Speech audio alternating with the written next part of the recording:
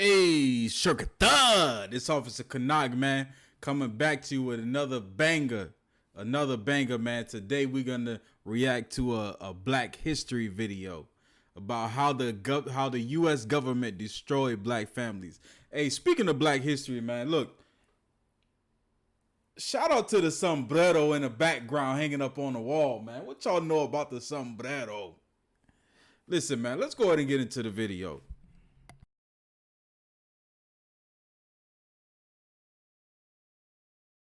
Fathers have left home in order for their children to get meat and bread. There are so many dehumanizing elements in the welfare system that we are concerned about removing. Ultimately, we are concerned about a guaranteed annual income.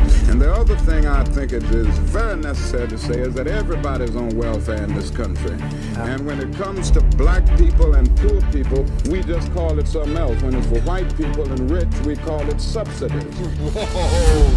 Yo, that's one of the realest things I've ever heard Dr. King say. Fatherless households are more common in the Black community. A survey from the American Consensus Institution revealed that 67% of Black children under 18 in the US live in homes without fathers. This is a stark contrast to white children, as only 24% of them live in fatherless homes. But it wasn't always like that. The Black families survived generations of open racism, widespread poverty, and slavery. They lived through segregation and violence, and strong family bonds used to be the norm.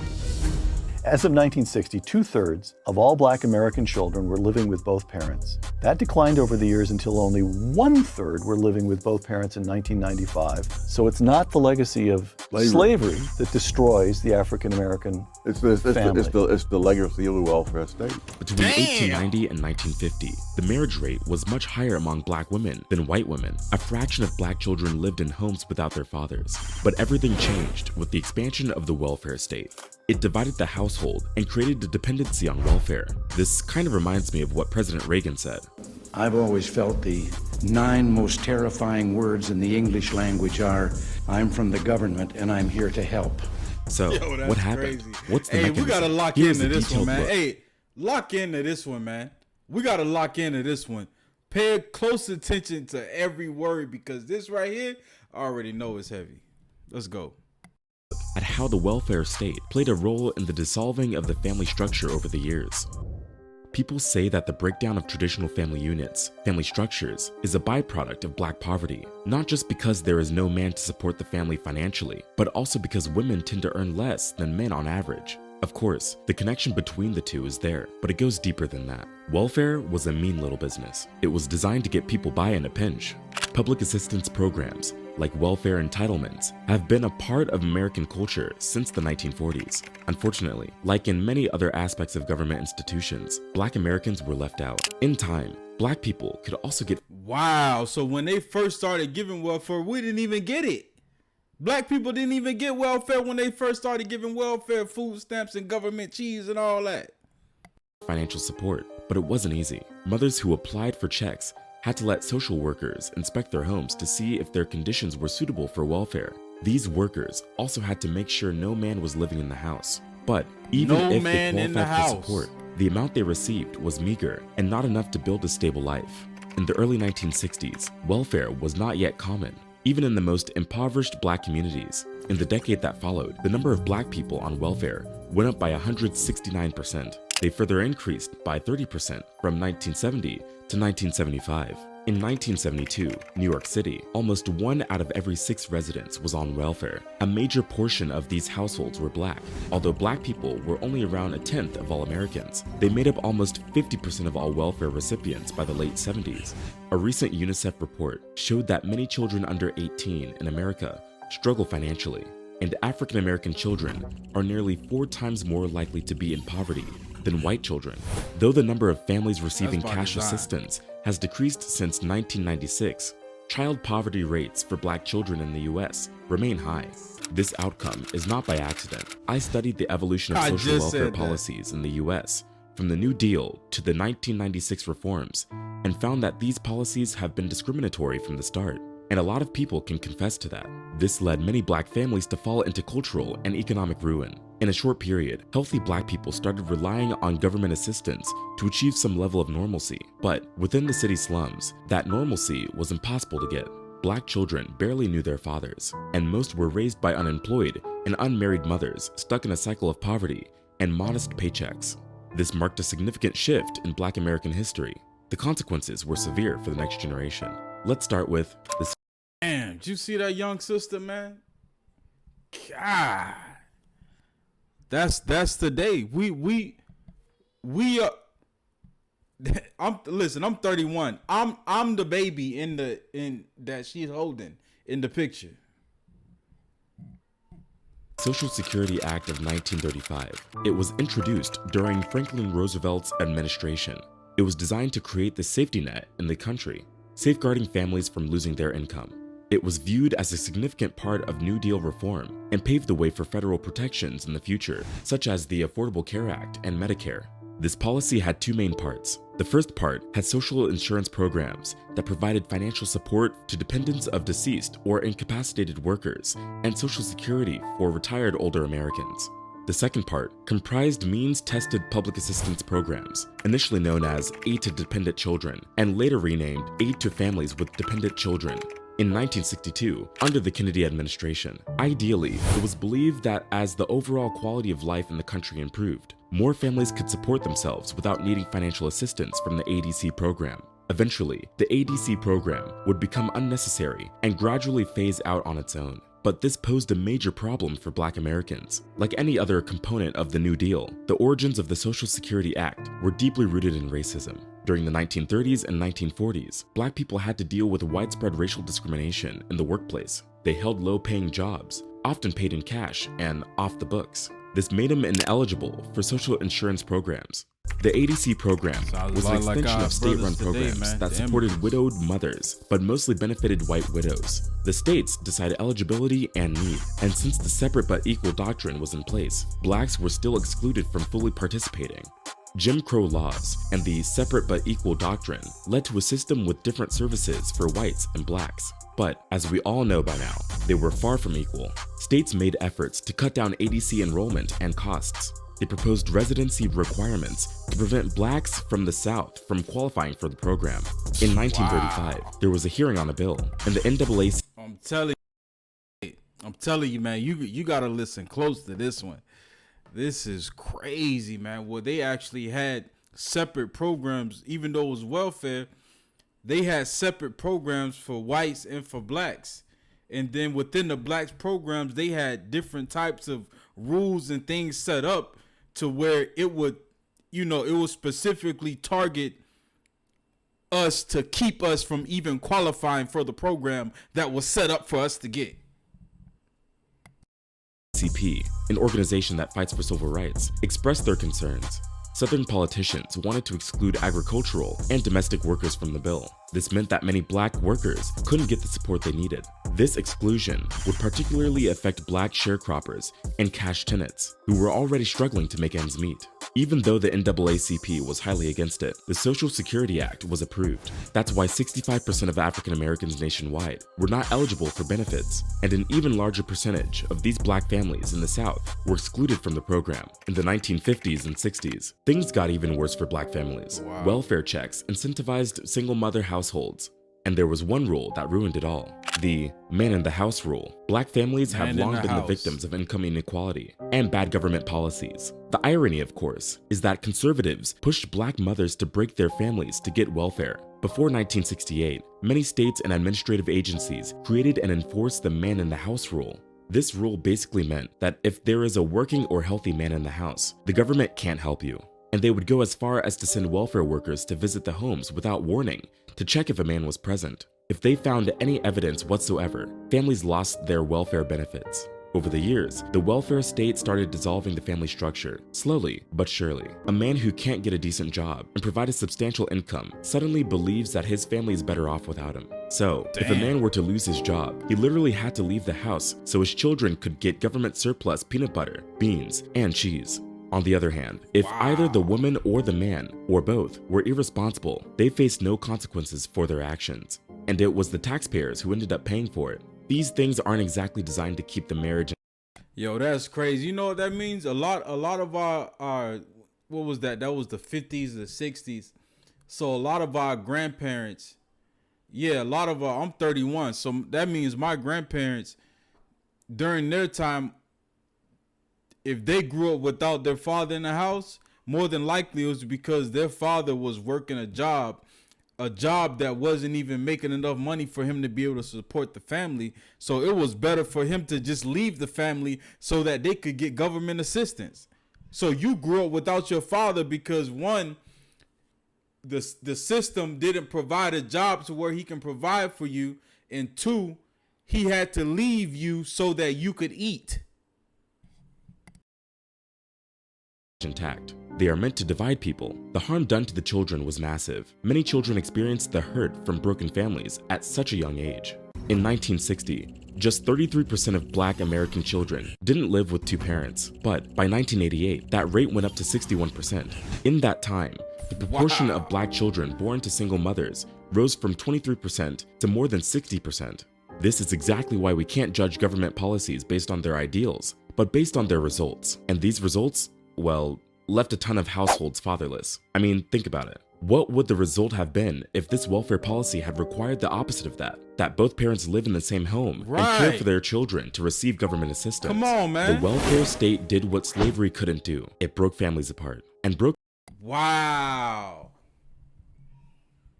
He said the welfare state did what slavery couldn't do. It broke the black families apart. That's crazy. Broken families fuel poverty. The structure of the family can influence the choices children make. For example, boys raised without their fathers are more likely to drop out of school, get violence, use drugs, or go to jail. Girls are more likely to have a child out of wedlock or engage in sexual activities at a very early age. These children are also more prone to mental health problems, which can affect them as adults. A psychology test detailed in Roy... Diabolical, man. You think they didn't know this? You think they didn't know about this study? And that the result of them breaking up the family and making this man in the house rule, you think they didn't know that this will be the outcome? Come on, man. These people are diabolical, man. Diabolical. Baumeister and John Tierney's book, Willpower, showed that children from fatherless households were more likely to settle for a small prize straight away. In contrast, children with fathers present were more willing to wait for a bigger prize. Experts from the Northwestern Institute for Policy Research challenged that these effects are primarily due to dangerous neighborhoods or poor schools. They found that the direct effect of family structure itself played a more significant role. As marriage rates declined among the poor and working class in the US, the institution of marriage has remained strong among the wealthier population, with similar rates to those from 50 years ago. At the same time, the decrease in marriage among the working class has led to a significant rise in out-of-wedlock births, often to couples who are living together without being married. This happens because people view marriage as an ideal situation, but feel it is unachievable, yet they still want to have children. In the mid-1980s, the rates of fatherless households dramatically increased. Today, just 44% of Black children live with their fathers. Also, a lot more Black children are born outside of marriage. The rates of such cases went up from 24. Yo, shout out to the brothers in the ISUPK, man, who changing this around, man. Who fixing the Black family. Shout out to y'all, man. And any other brother that's out there that's staying together with their family and with their kids, that's not allowing the welfare state to destroy their children. 4.5% in 1964 to 70.7% by 1994, which remains at a similar level today. Many people blame the expansion of welfare programs for the breakdown of Black families. Since 1935, people have had access to cash welfare, but this welfare was quite modest and not enough to cover any of the living expenses. With Johnson's Great Society, which began in 1964, welfare benefits became much more generous and controlled. When I mean controlled, I mean crazy. The man-in-the-house rule discouraged marriage because it provided welfare assistance to mothers if no man was living in the house. If a mother married an employed man, even one earning the minimum wage, it jeopardized her financial support. These benefits were huge. The Great Society programs offered a way out for low-income Black families. This could be why, in 1964, only 7% of American children were born out of wedlock, compared to the current rate of 40%. So basically, the government urged mothers to keep fathers out of the home and paid them well for doing so. Shifts in the labor market and deindustrialization greatly impacted job opportunities, especially for low-skilled workers. It hurt both whites and black people, but black communities were the most affected. Here's an example. Imagine a city like Detroit, where the manufacturing industry was the top employer, and many black men held manufacturing jobs. Here, in the 1970s, 56% of black men were in the manufacturing industry, but by 2000, it dropped to 26%. Over the years, technological advancements and economic shifts created a demand for skilled workers in other sectors, like healthcare or technology. These new jobs required a higher level of education and specialized skills. The problem was the lower level of education among black men on average. As jobs increasingly required education beyond high school, black men faced many challenges. This made it harder for them to adapt to the changing job market and find new employment in other industries. White men were better equipped to handle the changing job market. They had higher education and a greater chance of securing well-paid jobs in emerging industries. Then there was the 90s gear change. In the late 1990s, efforts to reform the AFDC program took on more subtle forms of racism. Critics claim that— Listen, man, we watching this video. You think they don't know this, man? They sitting down in the Oval Office in these White House rooms and offices, and you think they don't have top scholars and people that study this stuff that tell them about this, man? Come on, man. This is insane, man. These people are diabolical. that the program encouraged out-of-wedlock births, irresponsible fatherhood, and dependency across generations. During this time, there was a lot of public concern about the cost of welfare programs. Some people believed that the programs contributed to rising taxes and national debt. It tapped into public fears and created a seriously negative perception of people who received welfare. There were a lot of misconceptions and stereotypes about those who lived in poverty. So, the reform bill that was eventually passed replaced the AFDC with TANF, Temporary Assistance to Needy Families. The new bill imposed stricter work requirements, expecting single mothers to find work within 2 years of receiving benefits. There was also a 5-year limit on receiving benefits. To promote traditional family values, teenage mothers didn't receive benefits. But that was not all. If a father were to fall behind on child support payments, they could face threats of imprisonment. The bill restricted the use of federally funded TANF for certain groups of immigrants. There were also eligibility limitations. Listen, man, the scriptures say this: no man can enter into a strong man's house except he first bind the strong man. And this welfare system, this welfare state, listen, man, that's exactly what they designed this to do. They designed this to bind the strong man so that they can enter and destroy his house. Straight up. On Medicaid, food stamps, and supplementary Social Security income, SSI. These measures were just too harsh. They made it difficult for families in need to get proper financial support. Instead of addressing the root of poverty and creating new employment opportunities, it just punished those who already struggled financially. Well, today, modern problems require new solutions. According to Forbes, the economic status of Black Americans is still far behind compared to white people in terms of stock ownership, net worth, income, home ownership, and other metrics. In the United States, Black workers earn about 30% less than white workers. Almost 50% of Black workers are working in retail, food services, healthcare, and accommodation, and a huge chunk of these workers are doing lower paying services. Imagine getting paid more than 40% less than white men for doing the exact same job. If you are a Black woman in the US, this is more likely to happen. In 2020, Black women earned around 58% of what white men earned on average. Similar to Latinas and Native women, Black women face a much more significant pay gap compared to all women. This is because they face both racism and sexism in the workplace. Today, the Social Security program is a backbone for many Black families. It protects them through disability, retirement, or death. The program is crucial because African Americans often lack financial resources and have higher disability rates. The program is meant to help those who earn low income get benefits. Those who heavily rely on Social Security are older Black people with lower lifetime earnings and fewer pension benefits. For example, in 2017, 35% of married and 58% of unmarried older Black people received 90% or more of their income from Social Security.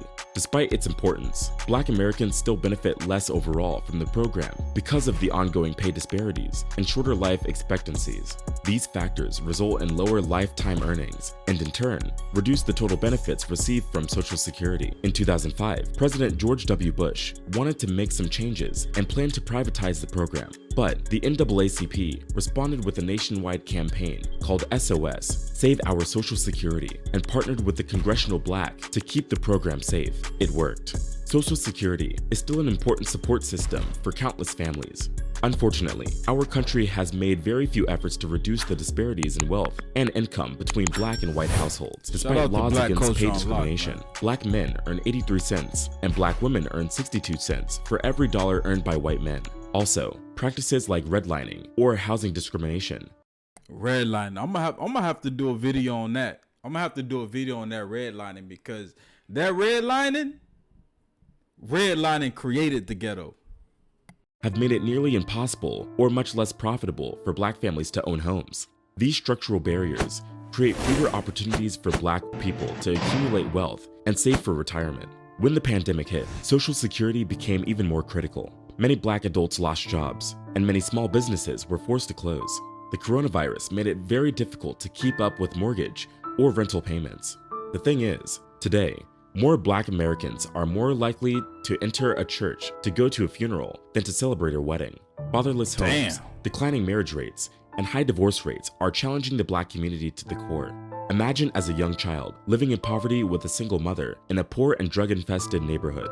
Over the years, you would have witnessed how this would impact your chances of success, like finishing high school and getting a good job. Because of this, many Black children are raised with little expectations or a sense of hope. Now, some might argue that it takes a village to raise a kid, but in reality, the urban public housing village is drenched in toxic influences like violence, drugs, and bad role models. And in that village, fatherless boys are left alone to figure out what it takes to be a man. So, where do they look? To one another. And in many cases, they turn to gangs and the streets. Girls' lives, too, are deeply damaged in fatherless households. It's crazy, because how you hear how he breaking it down, and you see, and it's showing you how it's all connected, man. It's all connected. Without a father figure, young girls can experience psychological and emotional challenges. They can have lower self-esteem and struggle to form healthy relationships with men. Teen pregnancy is a common problem. They can also struggle with economic hardships and poor academic performance. For things to change, we need to acknowledge that the absence of Black men is damaging countless households. To fill this void, it is essential to reunite fathers with their children, but also to teach the younger generation the value of family structures. But this is something that will take time and a lot of effort. All in all, the U.S. welfare system is a clear reflection of its economic policies and the nation's long history of racism. From the very beginning, the policy excluded Black Americans who were already struggling financially. The man in the house rule only made things worse, which greatly impacted Black households. The expansion of welfare led to a decrease in fathers' involvement in raising their children, leaving mothers to struggle alone in jobless poverty. This created a new reality for poor Blacks, where work became optional, fathers were rare, and dysfunction became common. The lack of family loyalty and work ethic led to a new oppositional racial outlook among young Black males who often resorted to crime. Now, years later, the impact of the rule can still be felt. A lot of Black children have grown up without a father, and they can easily go astray. The situation is hard for overworked and exhausted single mothers. The more children they had, the harder it was to get a job. I just want to point out the brutal reality that led to such circumstances. The welfare culture discouraged individual responsibility. It pushed people to make hard choices, which damaged their families and put everyone involved in challenging positions.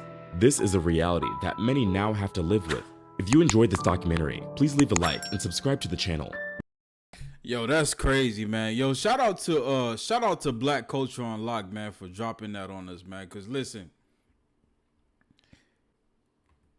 it shows you how it's all connected. It's all connected, man. The oppression is systematic. The condition that Black people live in till this day is systematic, and it's all by design. Is what the ISUPK, the Israelites under Commanding General Yohana, have been saying since 1969, man. And we're going to continue to drop these type of documentaries and give these type of breakdowns to show you the evidence of the things that we talk about. Like, how are you going to argue against this? How you gonna argue against this? You got the oppressor giving you the damn psychology behind all of it, breaking down all of it, showing you how the welfare state and the certain rules and things that was set up and how the laws was designed to destroy the black family. At one point, he said that the welfare system did accomplish something that slavery was not able to accomplish, which was to destroy the black family. The scriptures say this, man. I'm paraphrasing. No man enters into a strong man's house except he first bind the strong man. The welfare state is what is the damn monster that was unleashed on black families and black men to bind us and destroy our families. The welfare state, that's the reason why we have sisters, black women, Hispanic women running around talking about they don't need a man. Talking about they don't need a man. They can do it on their own. They can do it on themselves, but they getting welfare. The welfare state is the reason why you can even fix your mouth to say you don't need a man.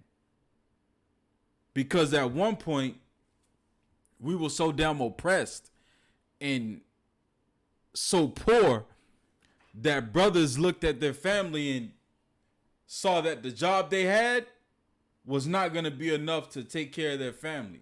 So what's better for me to do? It's better for me to walk out that door, man, so that when the welfare people come over here, they won't see that I'm here, so that they'll give my children welfare, so that my kids will be able to eat.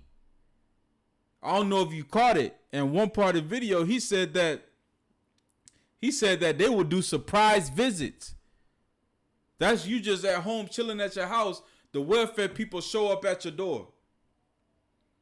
The welfare people show up at your door, knocking at your door. They want to come in, walk around, walk through your house, see if there's men's shoes, men's clothes in the closet, to see if you have a man living there so that they can take away your welfare. Come on, man. Come on, man. Our families are destroyed by design. The Israelites in the ISUPK, we gonna fix the black family. We fixing the black family. One brother at a time, one sister at a time, one child at a time, man. Shalom. All jokes aside, you know how niggas be like, I'm this and that for life. This and that for life. You don't receive her what? Her planet! In the ISUPK, we ain't worried about the coronavirus. How many of us do you see with masks on? Right! How many of us do you see out here afraid with gloves on? 140 for the rebel. The world turned its back on me. I'm a crippling. We got soldiers. He got soldiers, but I got Don't different sit here and talk ones. shit like what's gonna pop up, what's gonna do this. If you gonna cross the line, cross the fucking line. Otherwise, get the fuck out of here. Right, that's it, right. Please, forgive me for the times that I did. If rank is given, have your respect to your apprentice. Nosotros somos una nación. Nosotros somos la misma gente. Nosotros. El mundo sepa que nuestros hermanos negros y hermanos moranos ya no estarán separados, pero se unirán para hacer grandes cosas por todas las 12 tribus heredas de Israel. Juan Yasha'al.